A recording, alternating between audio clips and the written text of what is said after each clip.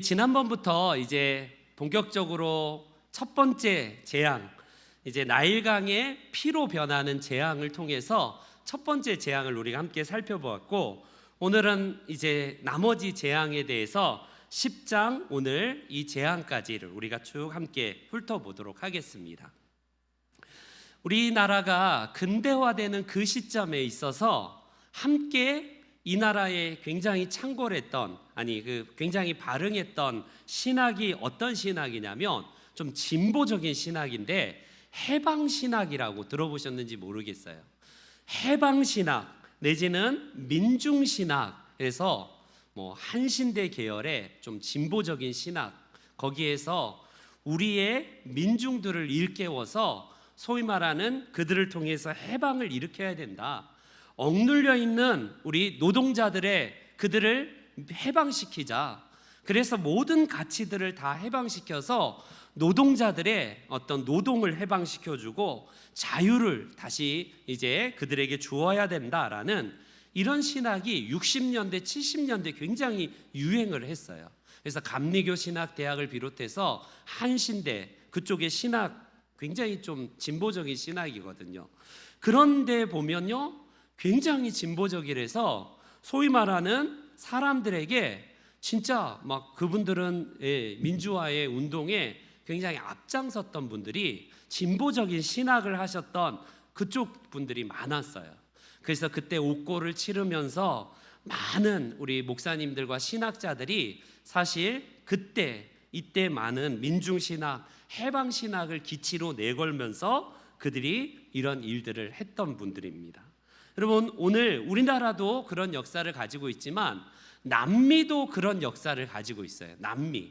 그래서 그쪽에 굉장히 눌려있던 이 민중들을 다시 깨우는 데 있어서 신학이 굉장히 일조를 했고요. 그들에게 해방을 주어야 된다. 그래서 모든 억눌린 것들을 해방의 기치를 내걸었던 신학이 바로 이런 민중신학, 해방신학, 또 흑인 이런 신학이라고 할 수 있습니다. 그들이 대표적으로 좋아했던 기치를 내걸었던 성경을 들라면 바로 출애굽기 이런 말씀이에요. 출애굽기에서 모티브를 따서 그들은 복음은 개인적인 복음이 아니라 이 사회에 모순된 것들을 깨우는 것이어야 된다라고 좀 과격한 주장을 해요. 그래서 무슨 개인 구원, 교회를 세우는 게 그게 목적이 아니라 진짜 중요한 거는 배고픈 사람들에게 떡을 줘야 된다.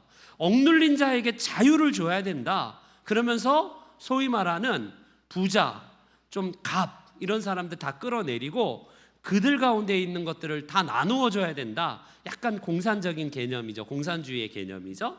그래서 누구에게나 다 해방을 줘야 되고 자유를 선포하는 이런 신학들이 우리나라에서도 굉장히 유행을 했고 남미 쪽에서도 전 세계에서 굉장히 발흥했던 신학이 바로 이런 신학이었다라고 할 수 있습니다. 물론 그들의 주장이 일견 맞아요. 오늘날 우리 보수적인 우리 합동측 교회 같은 경우는 민주화 운동할 때에 사실 개인 구원에 앞장섰거든요. 그래서 사회 부조리나 사회 정의에 대해서는 눈을 감고 민주화의 운동에 앞장섰던 분은 다 진보적인 신학자들과 목사님들이었어요. 우리가 잘 아는 문익환 목사님, 그런 분들 우리 잘 알잖아요. 그런 분들이 굉장히 진보적이거든요. 그래서 교회를 세우는 게 목적이 아니라 이 나라의 민중들을 깨우고 그래서 공장에 다니는 그런 공장 다니는 사람들에게 노동 급여들에 대한 개선이 처우가 필요하다 해서 굉장히 그런 일들에 앞장섰던 분들이 바로 우리 이런 신학을 했던 분들의 특징입니다. 그런 반면에 저희 합동측 같은 보수적인 교회는 전혀 민주화와는 전혀 상관없이 그래도 교회에 어떻게 하면 키울까, 그래서 복음 전도하고 사람들 구원하는 데 힘썼던 것이 보편적인 보수적인 교회의 모습이었습니다. 그래서 아무래도 이 민주화의 운동에서는 눈 감고 정권의 신여의 역할을 하기도 하고 심지어 그 정권에 가서 축복기도 하면서 예를 들어서 전두환 대통령 그 치하에서 전두환 대통령의 정치를 막 축복해주고 이런 일들에 앞장섰던 게 사실 보수적인 교회의 사실 좀 안타까운 모습이었습니다. 우리가 왜 이런 진보적인 분들이 왜 해방신학이니 민중신학을 내세웠을까? 꼭 천국 가는 거, 교회 세우는 거, 그게 우리의 본질적인 부분인데 그것만 하기 때문에 사실 그 반작용으로 이런 진보적인 학자들과 목사님들이 앞장섰던 것은 맞아요. 그래서 사회 문제에 대해서 사회 참여 절대 관심이 없습니다. 교회는 사회 참여하지도 않을 뿐더러 관심이 없어서 그냥 복음 전하는 일에 떡과 복음 중에 떡을 주기보다는 복음으로 사람들에게 구원하는 역할들을 보수적인 교회가 그동안 쭉 해왔고 지금이야 많이 다뤄지긴 했지만 그래서 이런 굉장히 간극이 벌어졌던 이 시대가 바로 우리나라 근대화의 그런 시대에 같은 발을 맞춰서 그런 시대의 모습이라고 할 수 있습니다. 출애굽기가 한 민족의 억압으로부터 오늘 본문을 보니까요 해방되는 이야기이지 않느냐.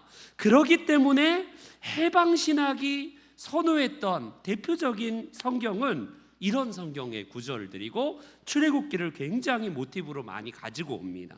그런데 문제는 뭐냐면 너무 그 사이에 인간이 행동이 너무 앞서요. 아시다시피 하나님은 해방의 주체로 사람을 사용하긴 하지만 그 모든 주권은 다 하나님께 있다라는 사실을 우리가 믿지 않습니까? 마치 모세가 전면전에 나서서 마치 그 민중들을 학대하는 파라오를 향해서 끌어내리고 이 억압받는 백성들을 끌어내어서 자유를 주는 것이 모세처럼 비춰지지 않나요? 그런데 그건 착각입니다.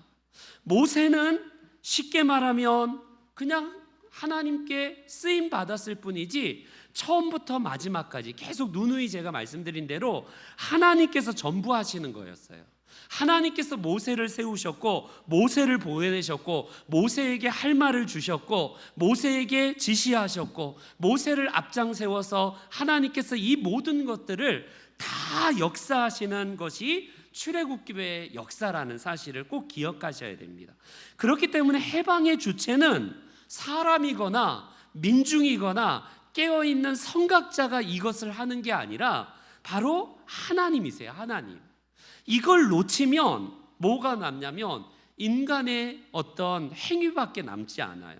그러니 과격한 어떤 이런 신학들에 있어서 참 오류는 뭐냐면 하나님보다 사람이 앞선다는 데 문제가 있다는 사실입니다. 결과적으로 오늘 하나님께서 하신 일을 인간은 지켜봤을 뿐이에요. 하나님께서 친히 이 모든 것의 해방의 주체는 하나님이셨다라는 사실입니다. 홍해바다를 갈랐던 것은 이 민중들의 단합된 힘이 홍해를 가른 것도 아니고 하나님께서 친히 역사하셔서 능력으로 하나님께서 홍해를 가르신 것도 하나님 아니십니까? 그렇기 때문에 출애굽기를 볼 때에 우리가 인간의 해방 그런 모티브를 가지고 올 수도 있어요. 근데 그건 지엽적인 것이지 본질적인 것은 하나님의 역사하심이고 하나님의 일하심이다라는 사실을 놓치면 안 된다라는 사실입니다. 보세요. 모세가 백성에게 이르되 너희는 두려워하지 말고 가만히 서서 여호와께서 오늘 너희를 위하여 행하시는 구원을 보라. 여러분, 내가 하는 이 구원을 보라. 모세는 인식하지 않고 홍해바다를 이 위기에 있는 것도 하나님께서 역사하시는 것이기 때문에 너희들은 보라라고, 사람들은 단지 이 모든 것에 대해서 하나님께서 하신 일들을 지켜보는 그런 일들을 했다라는 사실입니다. 그러면 우리가 인간은 아무것도 안 해야 되는구나, 또 이렇게 또 이렇게 빠지는 게 우리 보수적인 교단의 안타까운 모습이에요. 전능하신 하나님께서 다 하시니 우리는 그냥 감나무에서 감이 떨어질 때까지 기다리기만 하면 되는 건가? 그걸 말하는 건가? 그냥 애굽의 저항도 하지 말고 하나님이 이 모든 것의 역사의 주권자이니까 때려도 맞고 그냥 아멘 하면서 가만히 있으면 하나님이 다 알아서 할 거니까 그걸 말하는 거예요. 그냥 하나님의 개입을 그냥 감나무에서 감 떨어지듯이 지켜보라는 그런 의미겠습니까? 여러분, 우리가 이 양극단을 항상 조심해야 돼요. 너무 진보적인 신학은 하나님을 제껴놓고 자기 인간이 뭔가를 이루려고 하는 그것이 있고요, 또 너무 보수적인 것은 하나님이 전적으로 역사하니 가만히 있으라, 그냥 가만히 있으라 라고 하는 이런 숙명론에 빠질 수밖에 없는 안타까움이 있습니다. 출애굽기의 강조점은요, 분명하게 하나님께서 백성들이 단결해야 된다, 주체적으로 저항해야 된다, 이걸 초점을 주지 않아요. 분명한 것은 하나님께서 친히 하신다라는 것을 출애굽기의 기자가 우리들에게 분명히 강조를 합니다. 그렇다 손 치더라도 사람은 수동적으로 가만히 그냥 가만히 있으라, 기다려야 한다, 그걸 말하는 건가요? 그것도 아니에요. 하나님께서 이스라엘의 백성의 해방을 누구보다도 원하시는 분이고, 이를 위해서 역사하신 분이 누구신가? 사람이 아니라 하나님이시다라는 사실을 강조하기 위한 서신이에요. 그래서 하나님께서 이스라엘 백성들에게 투쟁하지 말라, 그걸 강조점을 두는 것이 아니라 출애굽하는 것이 하나님의 뜻이다라는 것을 먼저 방점을 찍고 강조점이 있다라는 사실입니다. 그래서 정의에 대해서 누구보다도 관심 있는 것은요, 하나님이세요. 우리가 하나님께서는요, 사회 정의와 사회의 부조리를 척결하는 데 있어서 누구보다도 하나님이 굉장히 관심이 많으신 것을 봐요. 교회가 많이 세워지는구나, 그래서 하나님은 교회만 보시는 하나님이 아니라 이 사회의 부조리들과 모든 이 땅의 그런 부정적인 것들을 하나님께서는 너무 안타까이 보시는 거예요. 우리 윤석열 이 정부가 내세웠던 기치가 뭡니까? 공정과 상식, 그걸 통해서 지금 이 윤석열 정권이 들어서지 않습니까? 여러분, 하나님께서는요 바로 그거예요. 공정, 정의, 하나님께서 강조하시는 것은요, 이 땅에 있는 해방, 이런 것들에 대해서 얼마나 하나님은 관심 있으신지 몰라요.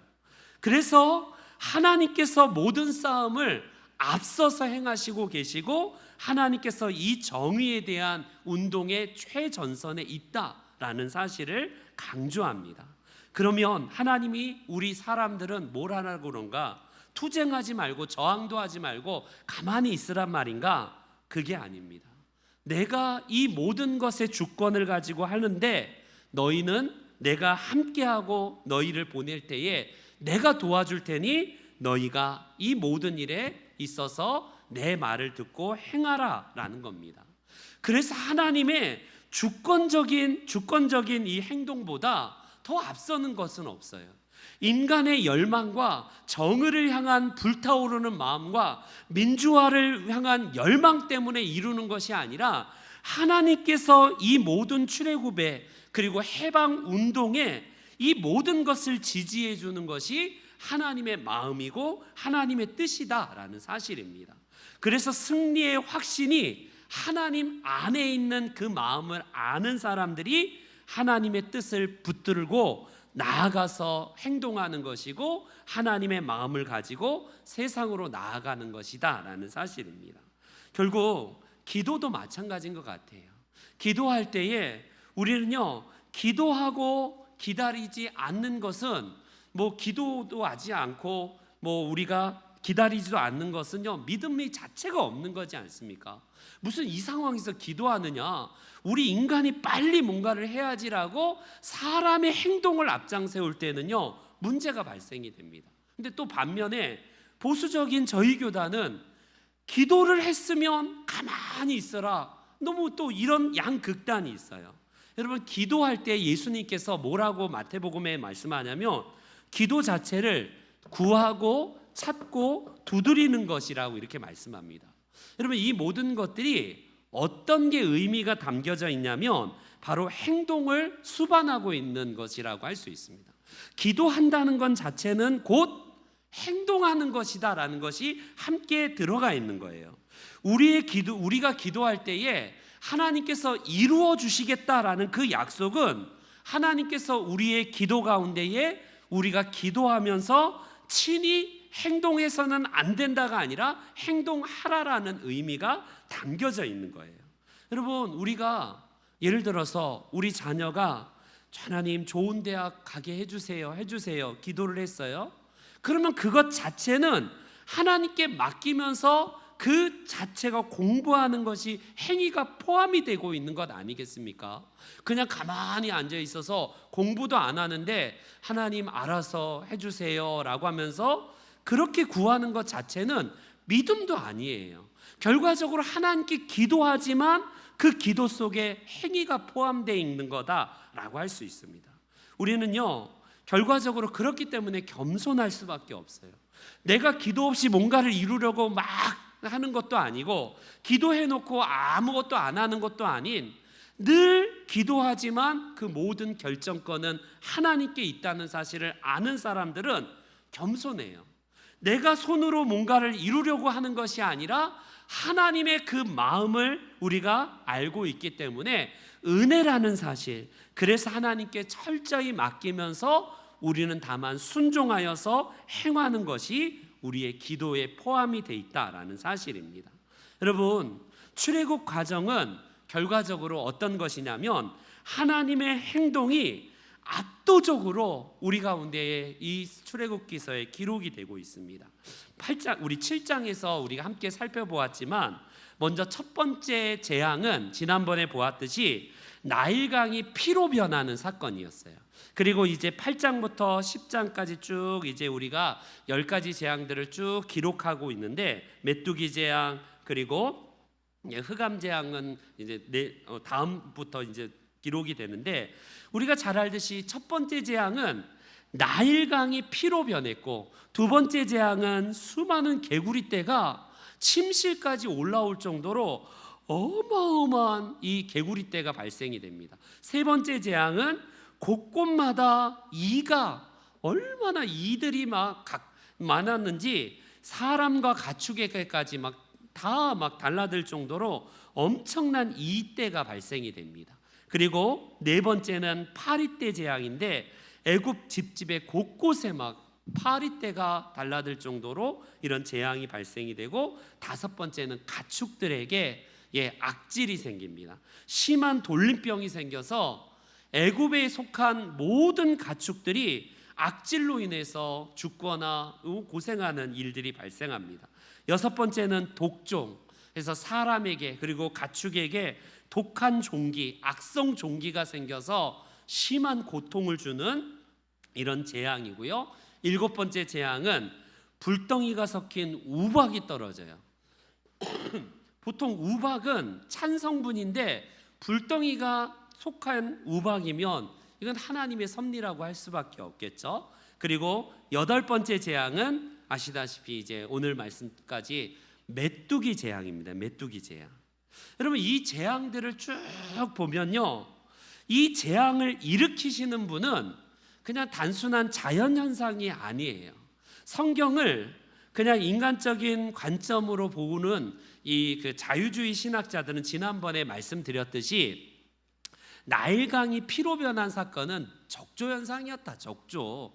그냥 애굽에 비가 내리지 않아서 너무 그 산소 포화도가 너무 높아져서 결국 낮아져서 이 나일강이 적조가 발생된 거를 성경의 기자가 피로 변했다라고 바꿔 쓴 것뿐이다. 모든 것을 성경을 그런 식으로 이제 기록을 해요. 근데 성경은요, 이걸 단순한 자연 현상이라고 말하지 않습니다.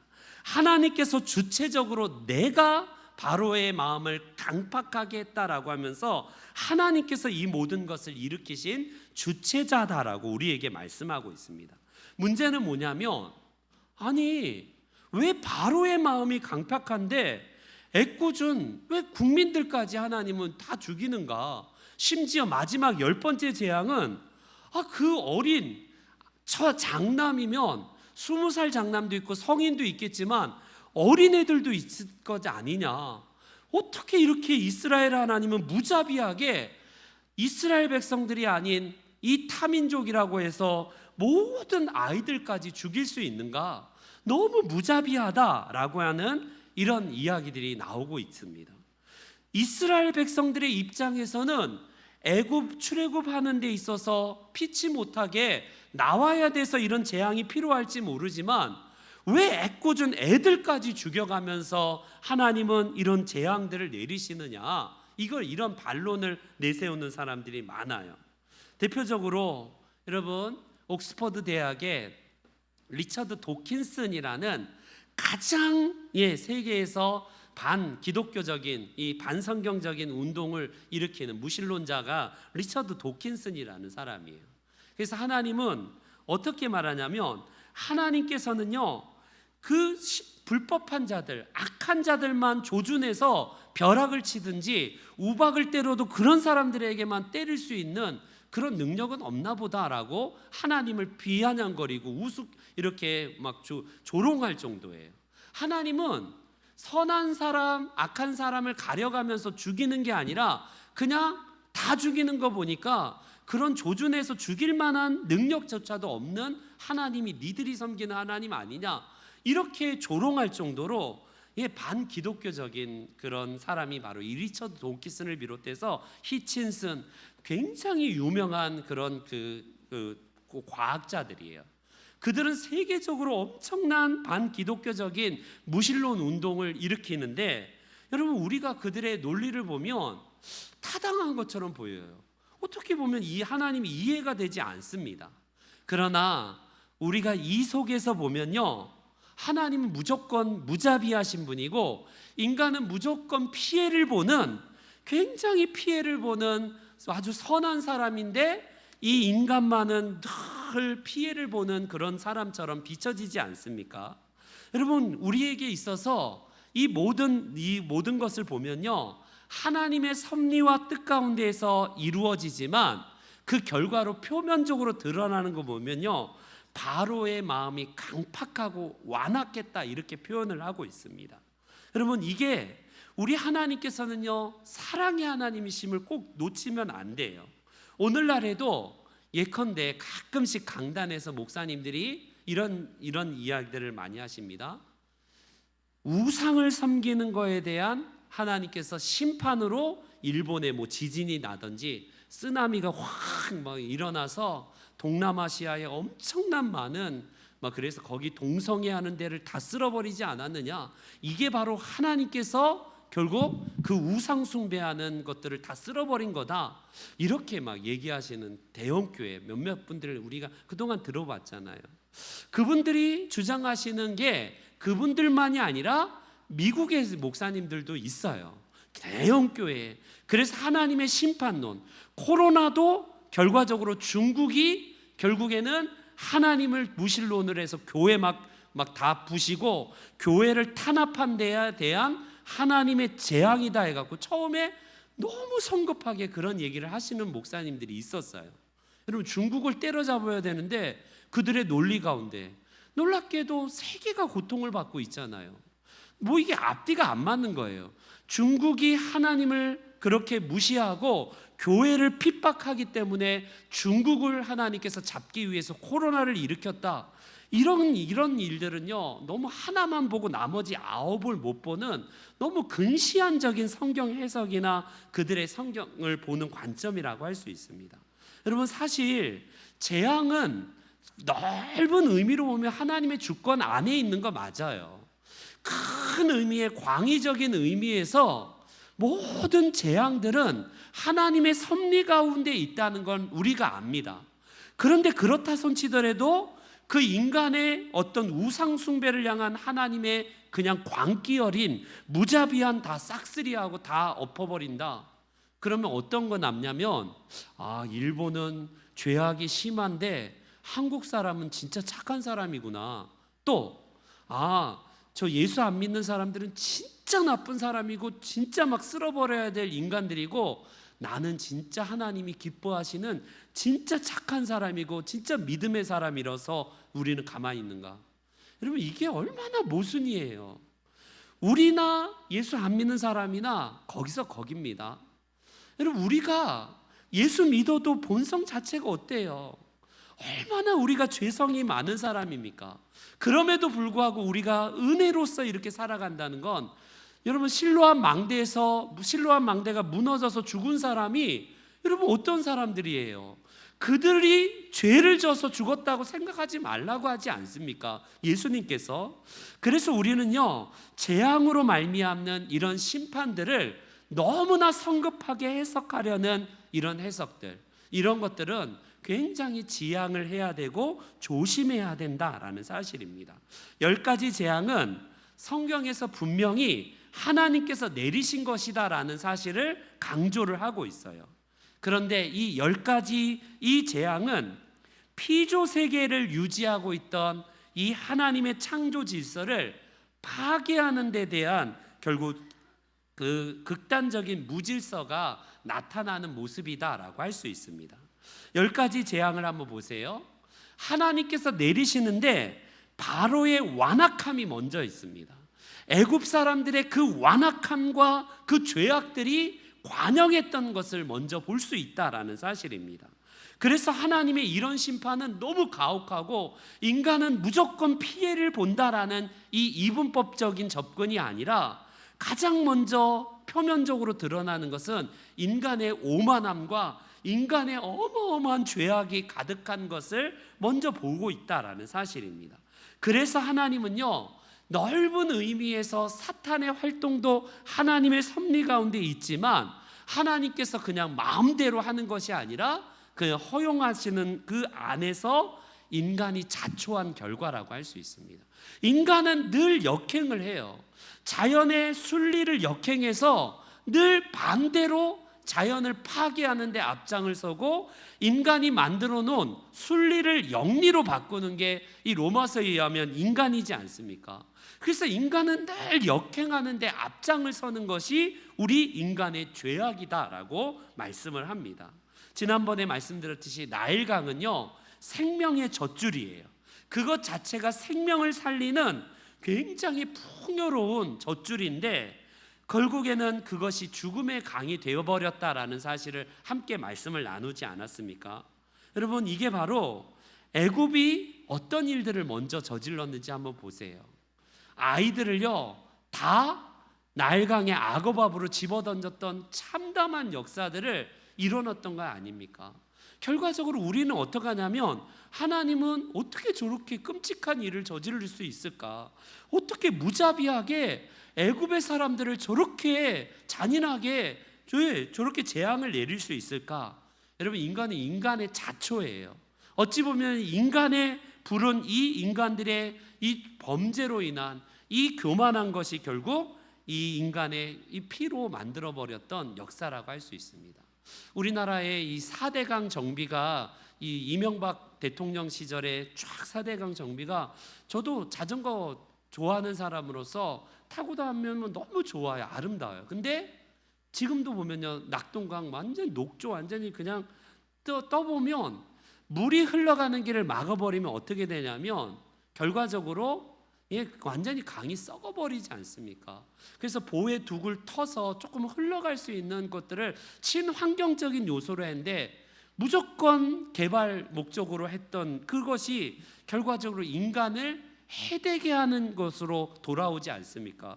일본의 저 아베가 지금 후쿠시마 원전 그 오염수를 바다에 방류하겠다, 그거 문제 전혀 되지 않는다라고 말을 합니다. 뭐 과학자를 내세워서 뭐 실험을 했더니 별로 미미하고 그거 아무 영향이 없다, 지 말이죠.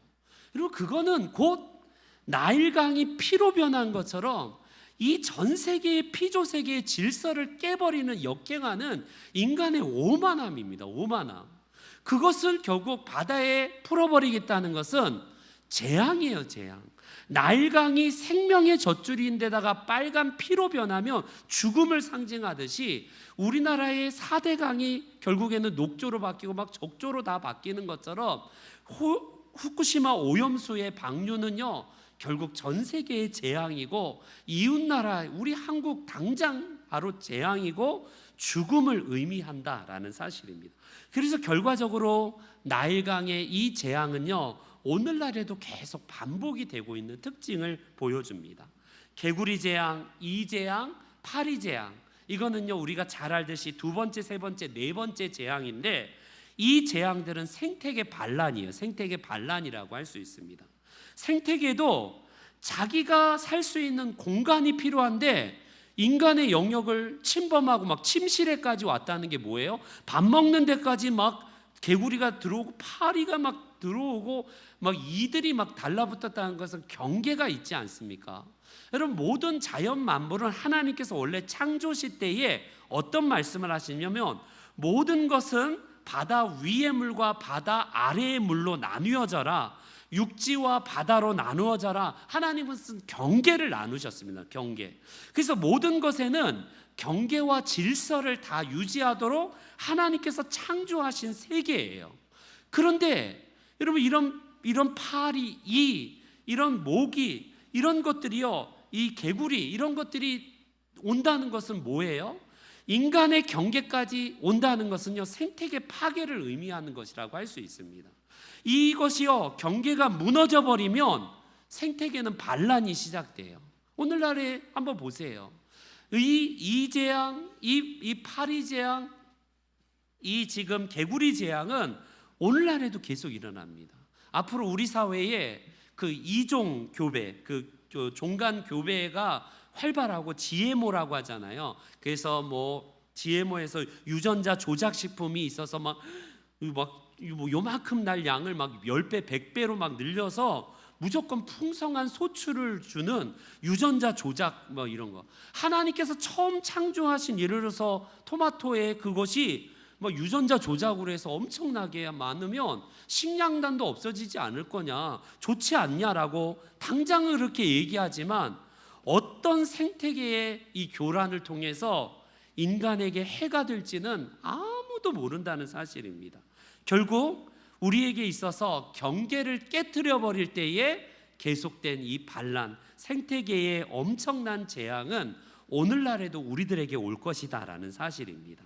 그리고 이제 다섯 번째 재앙인 역병, 사람에게 이제 이 역병과 악성 종기의 재앙이 여섯 번째 재앙인데, 이 모든 재앙은 생태계의 질서를 어긋났던 그런 것이 결과적으로 우리 인간에게 해로 돌아오는 거예요.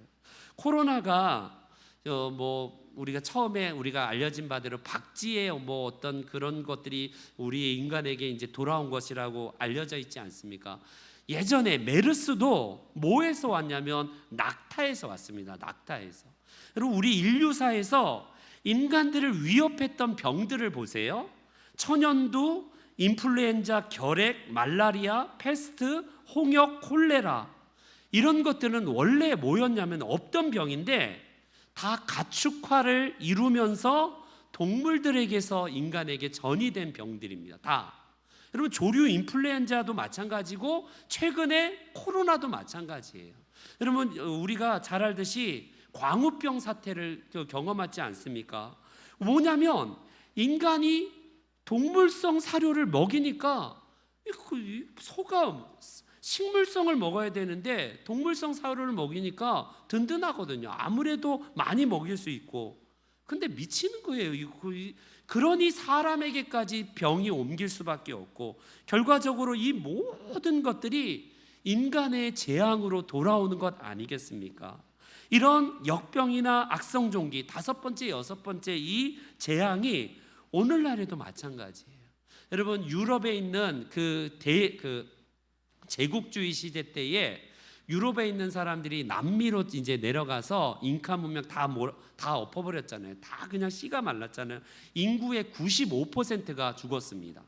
남미의 인디언들이요 다 멸족을 했어요. 왜 그랬나 보니까 총으로 죽여서, 칼로 죽여서가 아니라 이 유럽인들은요 동물들과 가축과 함께 살면서 면역이 생겼는데, 아무런 면역이 없는 사람들이 유럽인들이 이제 와서 그들이 갖고 있는 동물의 질병 병원균들을 퍼뜨리니까 삽시간에 남미에 있는 인디언들이요 완전히 쑥대밭이 됩니다. 총칼로 죽은 사람이 아니라 다 이런 병용군에 노출되어서 다 죽은 거예요. 결과적으로 이런 재앙들로 인해서 결국 죽은 것처럼 오늘날의 코로나도 마찬가지입니다. 코로나도 만약에 이 땅에 의학이 발달되지 않았다면 우리나라의 90% 아마 이상은 다 죽었을지도 모르겠어요. 전 세계 인구가. 그나마 지금 의학이 발달돼서 백신이 개발되고, 백신도 완전하지 않지 않습니까? 치료제가 그래도 이 개발이 되어서 그나마 이렇게 우리가 이렇게 잔존하는 것이지, 만약에 의학이 개발되지 않았을 때에 코로나가 발생되었다면 전 세계 90% 95%의 인구는 완전히 다 멸종했을지도 모른다라는 사실입니다. 우박과 메뚜기 재앙은 어때요? 7번째, 8번째 재앙인데 애굽의 식량이 위기를 겪은 이 재앙이에요. 우박을 통해서 완전히 밭에 있는 농작물들이 초토화돼 버립니다. 메뚜기는요 남아있는 이제 식량까지 다 완전히 초토화시키고 씨가 말른 재앙이에요. 결국 이거는 먹을 거에 대한 재앙이지 않습니까? 지구온난화로 인해서 오늘날의 이상기후는요 결국 우리에게 계속해서 탄소 배출량을 좀 줄이자라고 합니다.